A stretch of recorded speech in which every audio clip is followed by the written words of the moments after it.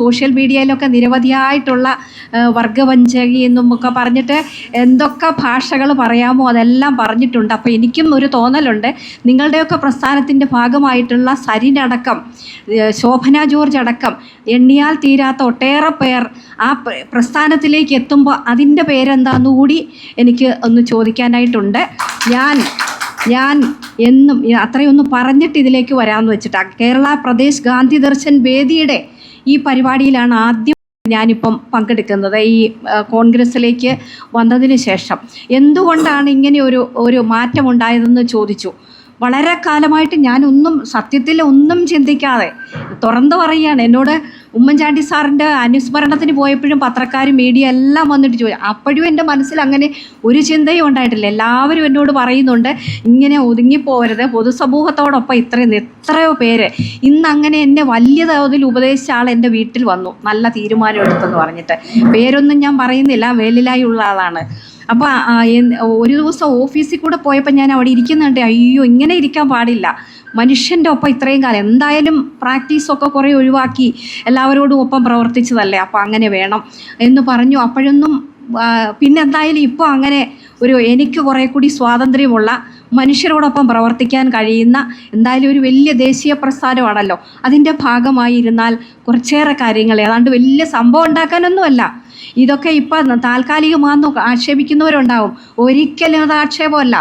എവിടെ ഇരുന്നിട്ടുണ്ടെങ്കിലും എല്ലാവരോടും ഒപ്പം, ജനങ്ങളോടൊപ്പം, എൻ്റെ പ്രസ്ഥാനം ഏതാണെങ്കിലും ആ പ്രസ്ഥാനത്തിന് മുകളിലല്ല ഞാൻ, ഒരിക്കലും ആയിട്ടില്ല, പണ്ടുമില്ല. എന്താണെങ്കിലും നയപരമായിട്ടുള്ള കാര്യങ്ങളും എല്ലാം ചോദിച്ചാലോചിച്ചുകൊണ്ടും മറ്റുള്ളവർ പറയുന്നതെല്ലാം കേട്ടും തന്നെയാണ് ഇരുന്നത്. പക്ഷെ എന്നെ ഏറ്റവും കൂടുതൽ വിഷമിപ്പിച്ചത് എന്താണെന്ന് വെച്ചാൽ, അത് ഇത്രയും തുറന്നു പറയേണ്ടി വന്നത് ഇപ്പോൾ പല കോണിൽ നിന്നുള്ള വലിയ തോതിലുള്ള വർത്തമാനങ്ങൾ വന്നതുകൊണ്ട് അതിൻ്റെ ഒരു മറുപടി ഞാൻ പറഞ്ഞില്ലേ ശരിയാവില്ല. ഇന്ന് തന്നെ എന്നോട് വലിയ നേതാക്കൾ വർഗവഞ്ചകയാണെന്ന് പറഞ്ഞ് പ്രതികരിച്ചതിനെ സംബന്ധിച്ച് 24 ന്യൂസ് ചോദിച്ചു. അതുപോലെ വേറെ ആൾക്കാർ, ഐസക് സാറിനെ പോലുള്ളവരും മറ്റുള്ളവരും പാർട്ടിയാണ് ഇതെല്ലാം തന്നതെന്ന് പറഞ്ഞു. എല്ലാം സമ്മതിച്ചു. എൻ്റെ അച്ഛൻ CPM-ൻ്റെ കാലത്ത്, അന്നത്തെ കാലത്ത് പാർട്ടിയെന്ന് പറഞ്ഞ് അച്ഛൻ്റെ പണം ചെലവാക്കി ഇതിലേക്ക് പ്രവർത്തിച്ച ആളാണ്.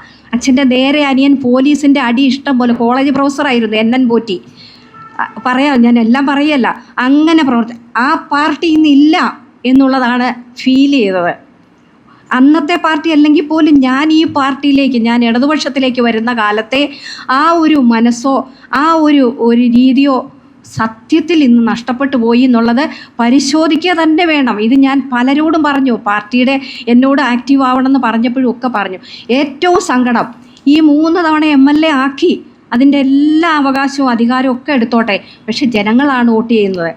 പാർട്ടി ഏത് പാർട്ടി ആയാലും സ്ഥാനാർത്ഥിയാക്കുമോ എന്തെങ്കിലും ആകാം, അതൊരു വലിയ അധികാരമാണെന്ന് നിങ്ങൾ ആരെങ്കിലും വിചാരിക്കുന്നുണ്ടോ?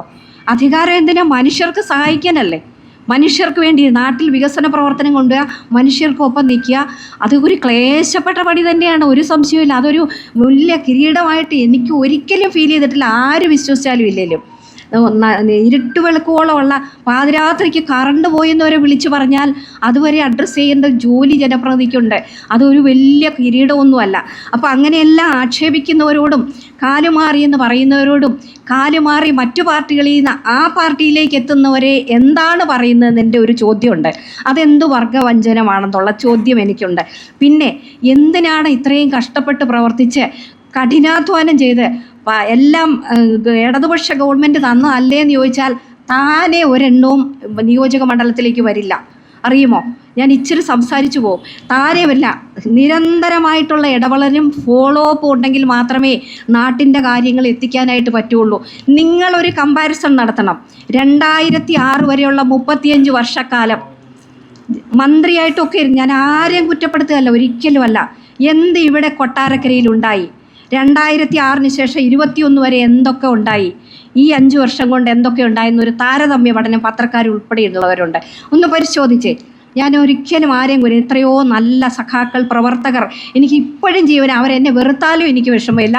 എനിക്ക് ഇപ്പോഴും അവരോട് ഇഷ്ടമുള്ള ഒത്തിരി സപ്പോർട്ട് താഴെത്തട്ടിലുള്ള എല്ലാ പ്രവർത്തകരും എന്നും തന്നിട്ടുണ്ട്.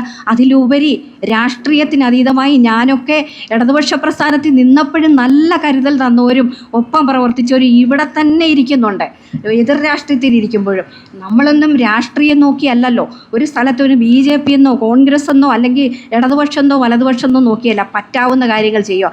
ഇങ്ങനെയൊക്കെ പ്രവർത്തിക്കുന്നത് ശരിയല്ലെന്ന് ആർക്കെങ്കിലും തോന്നുന്നുണ്ടോ? ഞാൻ ഏതെങ്കിലും പാർട്ടിയുടെ മേലെ ആയി പോകുന്നുണ്ടോ? അതുപോലെ നാട്ടിലെ വികസന പ്രവർത്തനങ്ങളൊക്കെ കൊണ്ടുവന്നു.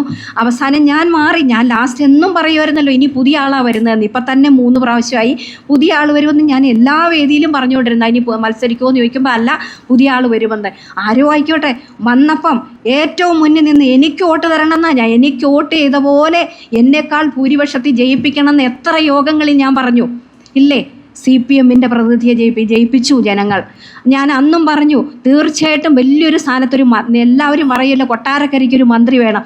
ഒരു മന്ത്രി ഉണ്ടാവുമെന്ന് പറഞ്ഞ് ഈ കേരളത്തിലെ ഏറ്റവും വലിയ മന്ത്രി തന്നെ കൊട്ടാരക്കരയിൽ വന്നില്ലേ?